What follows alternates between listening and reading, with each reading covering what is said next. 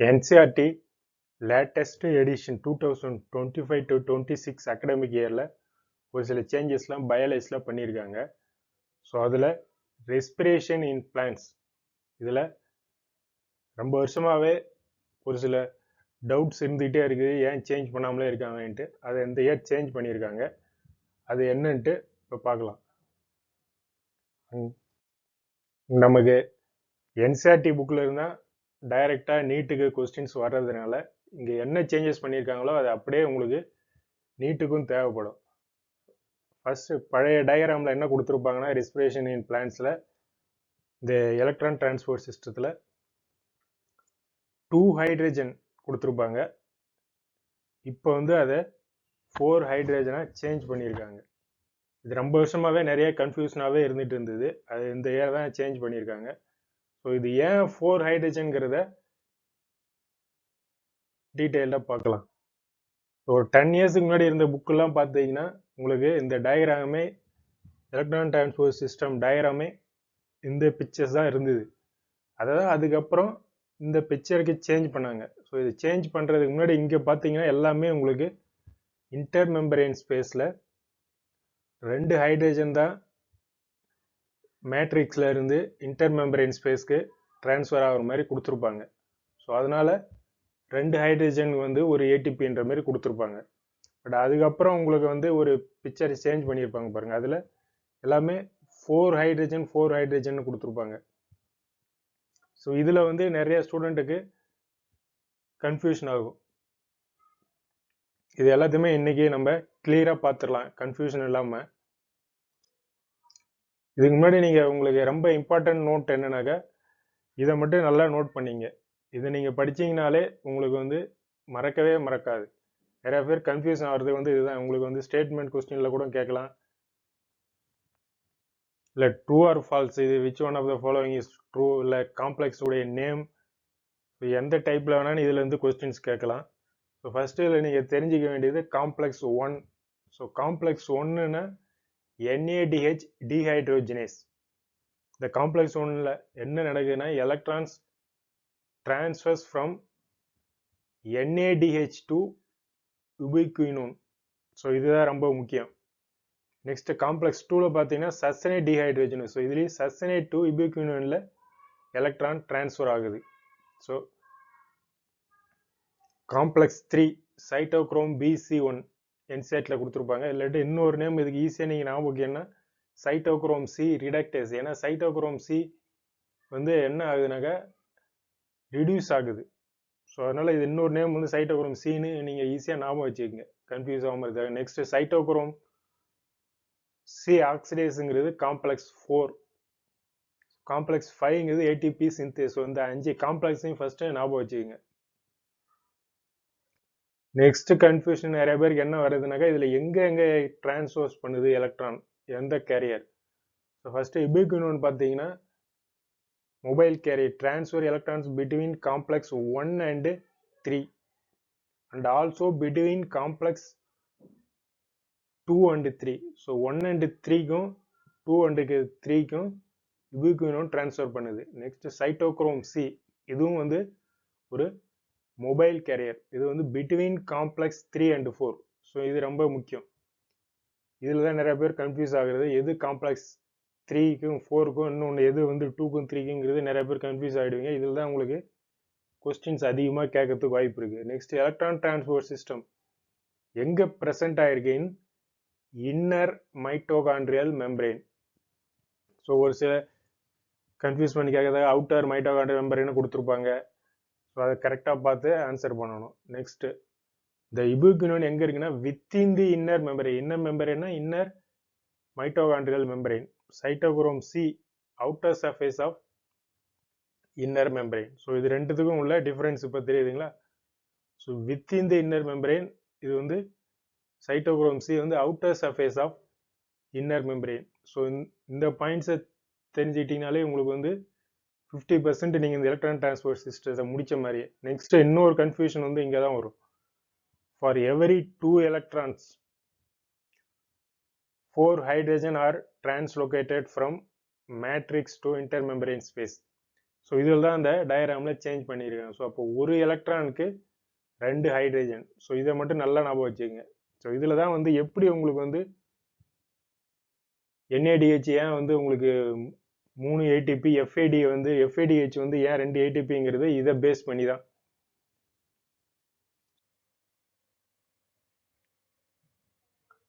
Oxidation of one molecule of NADH gives 3 ATP. அதே oxidation of one molecule of FADH2 gives 2 ATP. So இந்த ரெண்டு difference நல்லா தெரிஞ்சிருக்கணும். இதில் உங்களை கன்ஃபியூஸ் பண்ணி கேட்பாங்க நீட்டில். ஸோ இது நல்லா ஞாபகம் வச்சுங்க. நெக்ஸ்ட் இந்த electron transfer from NADH to complex 1. So complex 1க்கு போகும்போது 4 hydrogen are translocated from matrix to intermembrane space. அதே மாதிரி காம்ப்ளெக்ஸ் 3ல இருந்து 4 hydrogen from matrix to intermembrane space.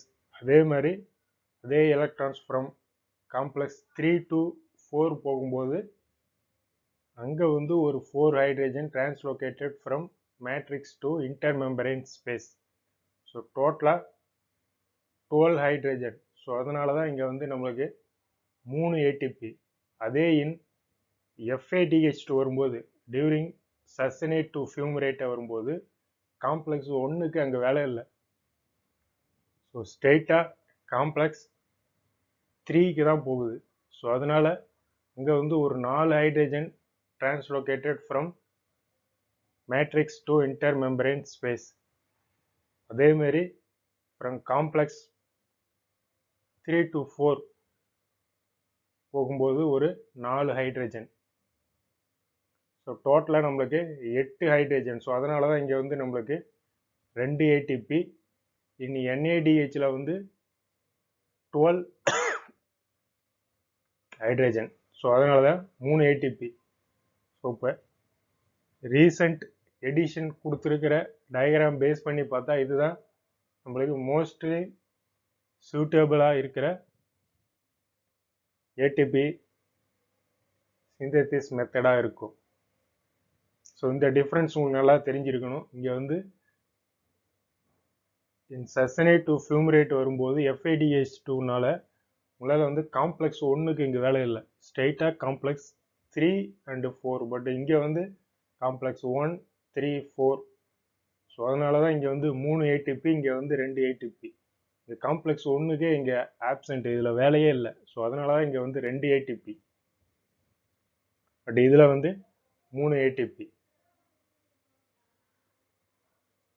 So இதை பற்றி இப்போ நம்ம டீட்டெயிலாக பார்க்கலாம். ஸோ செல் சாப்டரில் நீங்கள் ஆல்ரெடி படிச்சிருப்பீங்க அந்த மைட்டோகாண்ட்ரியா பற்றி. ஸோ இதுதான் இதில் வந்து இது எல்லாமே வந்து அவுட்டர் மெம்பரேன். நெக்ஸ்ட் வந்து இது வந்து இன்னர் மெம்பரேன்.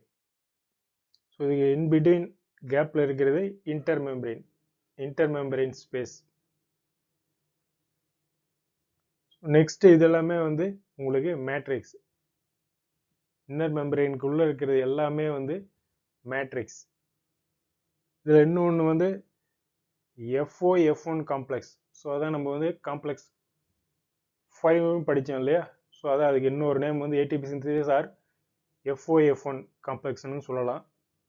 உங்களுக்கு கன்ஃபியூஸ் ஆகாமல் இருக்குன்னா நீங்கள் உங்களுக்கு வந்து NCERTல இருக்கிறத மட்டும் ஞாபகம் வச்சுங்க. ஸோ இது ஈஸியாக இருக்கிறதுக்காக சொல்கிறேன். FOF1 காம்ப்ளெக்ஸ் அப்படின்னு சொல்லலாம். இது வந்து complex 5.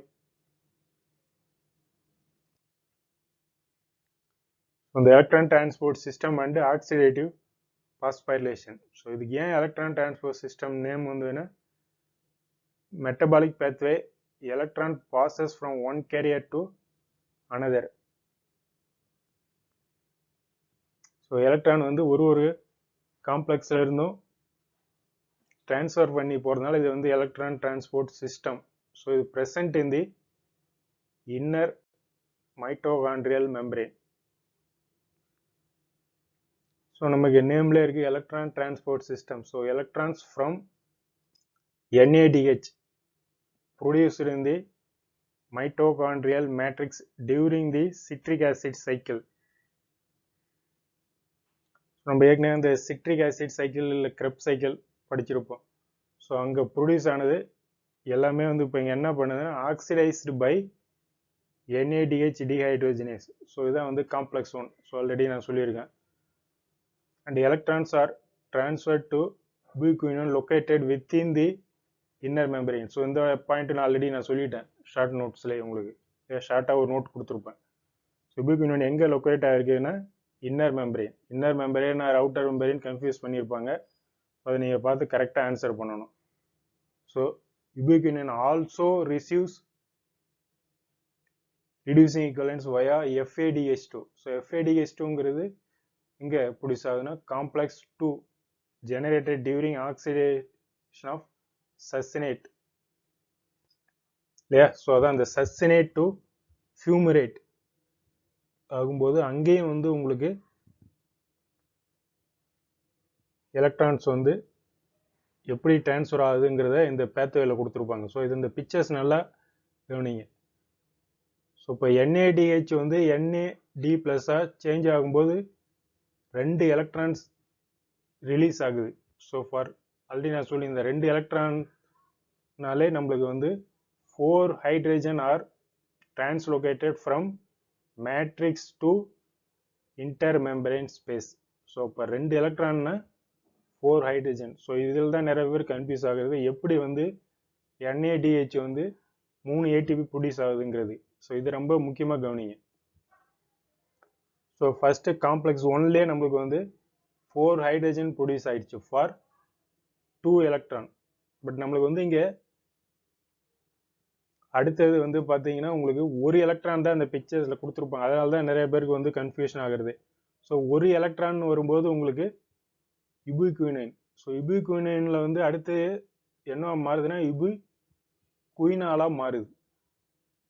So ubiquinone gets converted into ubiquinol. So அப்போ அங்கே எத்தனை 2 ஹைட்ரஜன் இல்லையா? ஸோ ஒரு எலக்ட்ரான் இந்த காம்ப்ளெக்ஸ் 3க்கு வரும்போது கொடுத்துருப்பாங்க பாருங்க. ஸோ அப்போ அதுக்குன்னு நான் சொல்லியிருக்கேன், ஒரு எலக்ட்ரான்னா 2 ஹைட்ரஜன். ஸோ இதில் வந்து ஒரு 2 ஹைட்ரஜன். நெக்ஸ்ட் காம்ப்ளெக்ஸ் 2லேருந்து பாருங்க யுபிக்வினால். ஸோ அதில் வர்றதுல 2 ஹைட்ரஜன். ஸோ டோட்டலாக 4 ஹைட்ரஜன். ஸோ இது தனித்தனியாக கொடுக்காம அவங்க ரெண்டுத்தையும் ஒரே இதில் கம்பைன் பண்ணி கொடுத்துருக்கிறதுனால தான் உங்களுக்கு வந்து இந்த இடத்துல கன்ஃபியூஷன் ஆகிறது. பட் இது ஒரு எலக்ட்ரானுக்கு 2 ஹைட்ரஜன். இங்கே காம்ப்ளெக்ஸ் 2லேருந்து போயிட்டு இந்த காம்ப்ளெக்ஸ் 3க்கு போகிறதுனால இங்கே வந்து ஒரு 2 ஹைட்ரஜன், டோட்டலாக 4 ஹைட்ரஜன்.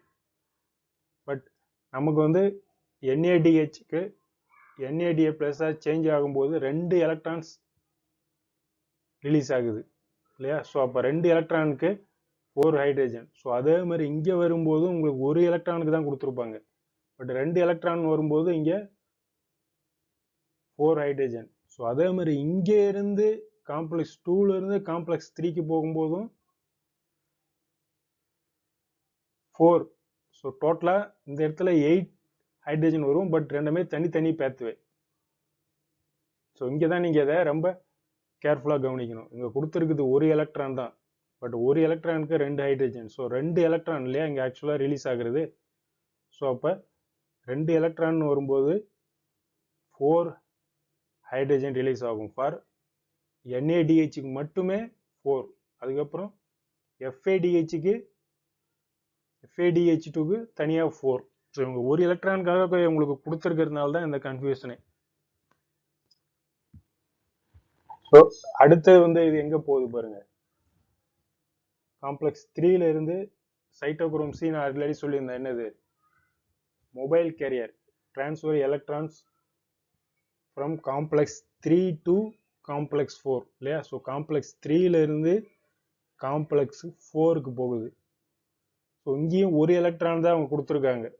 ஒரு எலக்ட்ரானுக்கு வந்து எத்தனை 2 ஹைட்ரஜன். ஸோ நான் ஏற்கனவே சொல்லியிருந்தேன் இல்லைங்களா? ஸோ இப்போ 2 எலக்ட்ரான் வரும்போது 4 ஹைட்ரஜன். ஸோ அந்த 2 எலக்ட்ரான் எங்கேருந்து வர்றது?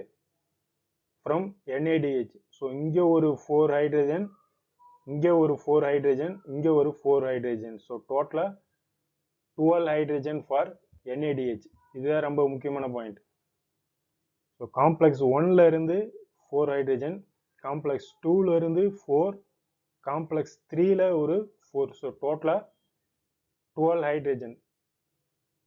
12 ஹைட்ரஜன்ங்கிறதால தான் நம்மளுக்கு வந்து எத்தனை எத்தனை ஏடிபி ப்ரொடியூஸ் ஆகுது? 3 ஏடிபி ப்ரொடியூஸ் ஆகுது. அதே FADH2க்கு ஏன் 2 ஏடிபி தான் ப்ரொடியூஸ் ஆகுதுன்னு பார்த்தீங்கன்னா, இங்கே காம்ப்ளெக்ஸ் 1ல இது போகவே போகாது. ஸோ இங்கேருந்து வந்து காம்ப்ளெக்ஸ் 2ல இருந்து சஸ்டினேட் டு ஃபியூமரேட் வரும்போது உங்களுக்கு வந்து 2 எலக்ட்ரான். ஸோ 2 எலக்ட்ரான்னா இங்கே மட்டும்தான் 4 ஹைட்ரஜன்.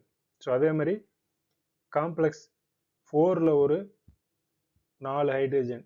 ஸோ டோட்டலாக இதுக்கு வந்து 8 ஹைட்ரஜன் தான் ப்ரொடியூஸ் ஆகும். ஸோ பட் NADH வந்து 12 ஹைட்ரஜன். ஸோ அதனால தான் அது வந்து 3 ATP.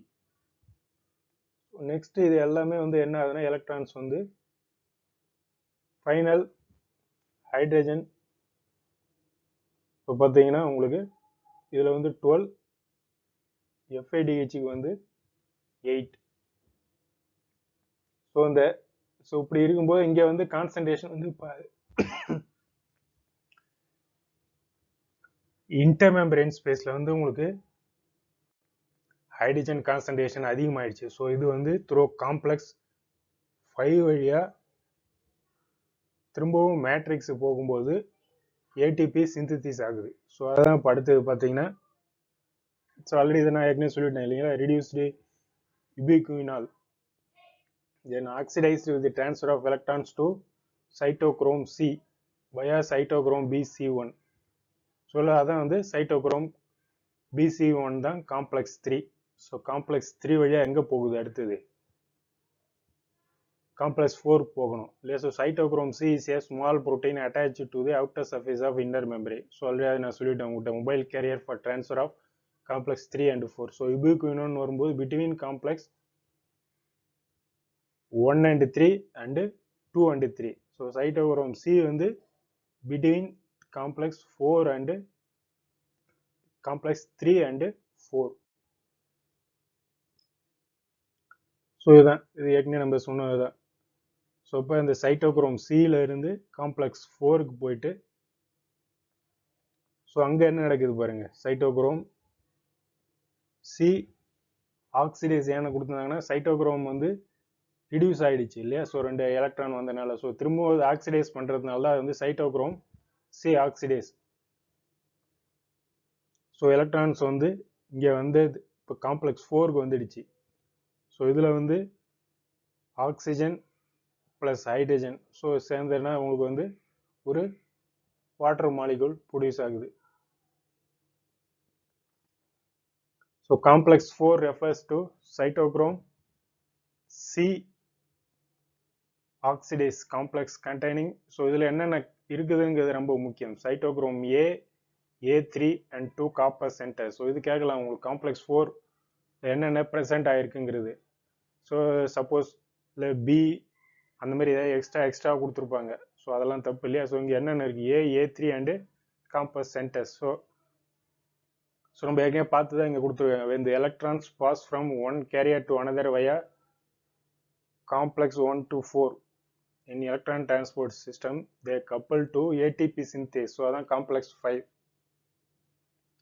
for production of ATP from ADP and inorganic phosphate. So ஏடிபினாலே நம்மளுக்கு என்ன அப்படி ADP ப்ளஸ் இன்ஆர்கானிக் பாஸ்பேட் சேர்ந்தா அது வந்து ATP. So the number of ATP molecule synthesis depends on the nature of electron donor. So அதான் நான் ஏற்கனவே சொல்லியிருந்தேன். So oxidation of 1 molecule of NADH gives rise to 3 molecules of ATP. So இதுக்கு ஏன் 3 moleculesனா complex 1ல இருந்து 4 ஹைட்ரஜன், காம்ப்ளெக்ஸ் 3ல இருந்து 4 hydrogen, complex 4 அதுலேயும் ஒரு 4 hydrogen. So from matrix to intermembrane space. So டோட்டலாக 12 ஹைட்ரஜன் டிரான்ஸ்லோகேட் ஆகுது from matrix to intermembrane space. அதே FADH2 produces only 2 molecules of ATP. ஏன் இது வந்து 2 moleculesனா ஒன்லி நம்மளுக்கு வந்து 8 ஹைட்ரஜன் தான் வந்து டிரான்ஸ்லோகேட் ஆகுது from matrix to intermembrane space. ஏன்னா அது வந்து ஸ்ட்ரெயிட்டாக வந்து காம்ப்ளெக்ஸ் 3க்கு போயிடுது. ஸோ காம்ப்ளெக்ஸ் 1ல் வந்து அது பார்ட்டிசிபேட் பண்ணலை. சஸ்டனேட்டில் டு ஃபியூமரேட் வந்து காம்ப்ளெக்ஸ் 2ல் வந்து ஸ்ட்ரெயிட்டாக 3க்கு போயிடுது. ஸோ அதனால் 4 ஹைட்ரஜன் வந்து அதில் கம்மியாக டிரான்ஸ்லோகேட் ஆகுது from matrix to inter membrane. So அதனால் இது வந்து ஒன்லி 2 ATP தான். So next, although the aerobic process respiration takes place only in the presence of oxygen, so the role of oxygen is limited to the terminal stage of process. Yet the presence of oxygen is vital. So but இருந்தாலும் oxygen ரொம்ப important. ஏன்னு சொல்றாங்கன்னா removing hydrogen from this system. So oxygen acts as a final hydrogen acceptor. So இது ரொம்ப important point. So எது வந்து final hydrogen அக்செப்டராக act ஆகுதுன்னா உங்களுக்கு oxygen. Unlike photophosphorylation, light energy is utilised for production of proton gradient. So நம்ம already நீங்கள் போட்டோசிந்தசிஸில் படிச்சிருப்பீங்க, லைட் எனர்ஜி யூஸ் பண்ணுறாங்க. இங்கே வந்து energy of oxidation and reduction. So இதுதான் எதுக்கும் உள்ள டிஃப்ரென்ஸ். அது வந்து போட்டோபாஸ்பைரேஷன், ஃபோட்டோனாலே நம்மளுக்கு என்ன மீனிங், லைட்.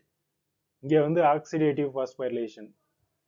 ஏன்னா இங்கே வந்து energy of oxidation and reduction mechanism already நம்ம வந்து போட்டோசிந்தசிஸில் படிச்சிருப்பீங்க. Chemiosmotic hypothesis. The energy released during the electron transport system is utilized in the synthesis of ATP with the help of ATP synthase complex. So the complex 5. This complex consists of two major components, F1 and FO. The F1 head piece is a peripheral membrane protein complex and contains a site for, இது ரொம்ப முக்கியம், எதில் இருக்குதுன்னா confuse பண்ணி கேட்பாங்க, F4ல இருக்கு இல்லை F1ல இருக்கா, F1ல FOல இருக்கான்னு தெரியணும் உங்களுக்கு. சப்போஸ் உங்களுக்கு F1 கொடுத்து ட்ரூவானு கேட்பாங்க, அதை நீங்கள் மாற்றி எழுதிடக்கூடாது. F1ல தான் இருக்கு site for synthesis of ATP. FO is an integral membrane protein complex that forms a channel through which protons cross the inner membrane. So FOங்கிறது ஒரு சேனல். ஸோ அது வழியாக தான் உங்களுக்கு வந்து அந்த இன்னர் மெம்பரேனை கிராஸ் பண்ணி போகுது. The passage of protons through the channel is coupled to the catalytic site of F1 component for the production of ATP. For each ATP produced, 4H plus pass through FO from the intermembrane space to the matrix. So இது already நான் ஏற்கனவே சொன்னது தான். So இதில் தான் இந்த பிக்சர்ஸில் கொடுத்துருக்கிறது பாருங்கள். 4 ஹைட்ரஜன் ட்ரான்ஸ்ஃபர் ஆனால் உங்களுக்கு ஒரு ATP ப்ரொடியூஸ் ஆகுது. ஸோ இது எங்கே இருக்குது, ஸோ உங்களுக்கு outer side of inner membrane. So இது inner membrane, inter membrane space. So இதுக்கு அடுத்து இருக்கிறது அவுட்டர் மெம்பரேன். ஸோ இது எல்லாமே வந்து மேட்ரிக்ஸ். ஸோ இதில் தான் நிறைய பேர் கன்ஃபியூஸ் ஆகுங்க. ஸோ இது வந்து மேட்ரிக்ஸ், இது வந்து inner membrane, inner mitochondrial membrane இல்லை இன்னர் மெம்பரேன் ரெண்டுமே சேம் தான். ஸோ இது வந்து இன்னர் மெம்பரேன். இந்த ஸ்பேஸ் வந்து இன்டர் மெம்பரேன் ஸ்பேஸ். ஸோ இதுக்கு அடுத்தது வெளியில் இருக்கிறது வந்து அவுட்டர் மெம்பரேன். ஸோ இந்த இன்டர் மெம்பரேன் ஸ்பேஸில் தான் நம்மளுக்கு என்ன அதிகமாக இப்போ கான்சன்ட்ரேஷன் அதிகமாகுதுனாக்கா ஹைட்ரஜன் கான்சன்ட்ரேஷன் அதிகமாகுது. ஸோ அந்த ஹைட்ரஜன் வந்து த்ரூ F1 இதுதான் வந்து நம்மளுக்கு சேனல். ஸோ இது வழியாக தான் F1க்கு போயிட்டு நம்மளுக்கு வந்து ATP சிந்தசிஸ் ஆகுது. ஸோ இதில் இந்த சிஸ்டத்தை பற்றி கரெக்டாக ஞாபகம் வச்சுக்கிங்க.